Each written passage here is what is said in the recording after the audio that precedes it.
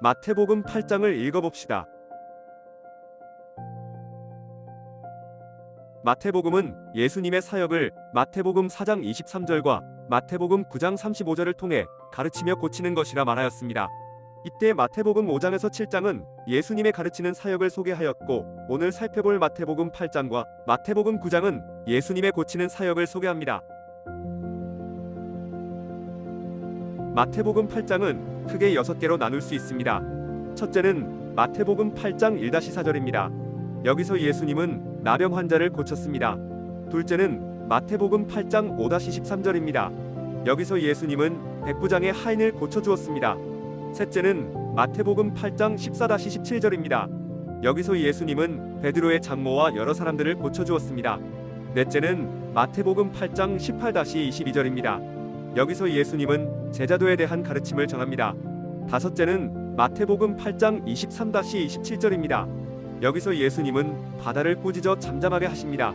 여섯째는 마태복음 8장 28-34절입니다. 여기서 예수님은 가다라의 귀신을 고쳐주었습니다.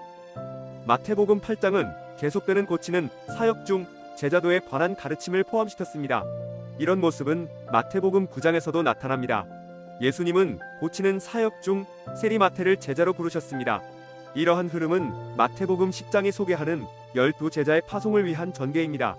예수님은 마태복음 10장 1절이 말하는 것처럼 12제자를 부르사 더러운 귀신을 쫓아내며 모든 병과 모든 약한 것을 고치는 권능을 주셨습니다. 가르침을 마치고 산에서 내려온 예수님은 나병 환자를 고쳤습니다. 율법에 의하면 나병 환자는 부정한 죄인으로 구원에 이를 수 없습니다.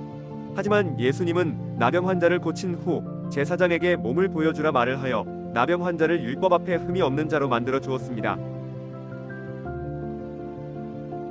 율법에 의하면 이방인이었던 백부장은 나병 환자만큼이나 부정한 자입니다.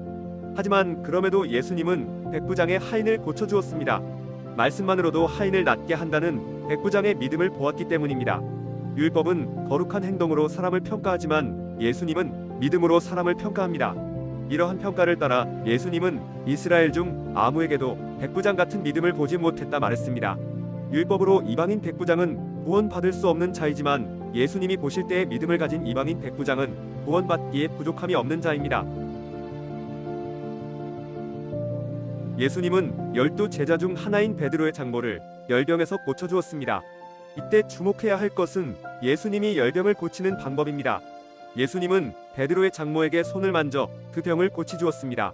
이러한 모습은 나병 환자를 고칠 때도 나타납니다. 예수님은 나병 환자를 만져 그를 깨끗하게 만들었습니다. 율법은 부정한 자를 만지면 부정해진다 가르쳤으나 예수님은 부정한 자를 만져 그들의 부정을 홀로 짊어지고 그들을 깨끗하게 만드십니다. 나병 환자, 백부장의 하인, 베드로의 장모와 귀신 들린 자와 병든 자를 고친 예수님은 제자도에 대한 가르침을 전하였습니다. 여기서 제자도에 대한 가르침이 등장한 이유는 제자가 된다는 의미를 가르치기 위해서입니다. 제자가 된다는 것은 세상의 부귀영화를 쫓는 삶이 아니라 예수님과 같이 머리 둘 곳 없는 삶을 사는 것입니다. 또한 죽은 자들이 그들의 죽은 자들을 장사하게 하고 예수님을 가장 앞에 둔 삶을 사는 것입니다. 세상과 다른 기준으로 죽음에서 부활한 예수님과 함께 해야 합니다. 배에 오른 예수님은 바람과 바다를 꾸짖어 잠잠하게 만들었습니다. 당시에 예수님은 주무시고 계셨는데 큰 파도에 놀란 제자들은 주여 구원하소서 우리가 죽겠나이다 라고 말을 하며 예수님을 깨웠습니다. 죽음의 위협 앞에 예수님의 도움을 구한 행동은 올바른 모습처럼 보이지만 예수님은 그들을 칭찬하지 않았습니다. 오히려 그들의 믿음이 작다는 말로 그들을 책망했습니다.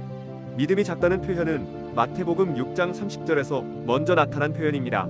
예수님은 오늘 있다가 내일 아궁이에 던져지는 들풀도 하나님이 이렇게 입히시거든 하물며 너희일까 보냐 믿음이 작은 자들아 라고 말씀하였습니다. 하나님의 도움과 구원을 믿지 못한 자들에게 믿음이 작다 말을 한 것입니다. 예수님은 배를 타고 건너편 가다라 지방에서 귀신 들린 두 사람을 고쳐주었습니다. 그들 안에는 많은 귀신이 있었는데 이 귀신들은 모두 돼지떼로 들어가 바다에 빠져 죽었습니다. 이 모습을 본 사람들은 놀라운 모습에 예수님을 따랐으나 돼지를 치던 자들은 그들의 돼지를 잃고 예수님께 떠나기를 간구했습니다. 예수님의 놀라운 능력을 보고도 자신의 경제적 이익을 위해 예수님을 외면하는 자가 나타난 것입니다. 마태복음 8장을 읽으며 우리는 몇 가지를 유의하며 읽어야 합니다. 첫째는 예수님의 능력이 나타난 대상입니다. 예수님은 나병 환자, 백부장의 하인, 베드로의 장모, 바람과 바다, 귀신 들린 자들에게 능력을 행하였습니다. 이들은 모두 약하거나 악하거나 문제를 가진 자로 예수님의 능력은 건강한 자에게 나타나지 않습니다. 둘째는 예수님의 능력이 나타난 이유입니다. 예수님의 능력은 대가나 동기가 없습니다. 순종과 헌신 때문에 능력을 행하지 않았습니다. 믿음 때문에 병을 고쳐줄 때도 있지만 믿음이 없어도 능력을 행하였습니다. 오직 값없이 거저주는 은혜가 예수님의 능력을 행하는 이유였습니다. 셋째는 능력의 한계입니다. 마태복음만 아니라 모든 복음서는 예수님의 능력을 소개합니다. 예수님은 이적과 기적을 부족하지 않게 행하였습니다. 하지만 모든 복음서는 예수님이 이러한 능력을 행하였음에도 십자가에 못 박혀 죽었다 말합니다. 이적과 기적이 예수님을 믿는 믿음으로 인도하는 것처럼 보이지만 결국 예수님이 이적과 기적을 멈췄을 때 사람들은 예수님을 배신했습니다. 이러한 사실을 유의하며 마태복음 8장을 읽어봅시다. 모든 악한 것들이 힘을 잃고 사망의 증상들이 떠나가며 생명이 차고 넘치는 예수님의 능력을 바라봅시다. 우리와 같은 죄인도 값없이 거저 구원하는 예수님의 은혜로 나아갑시다. 모두 화이팅입니다.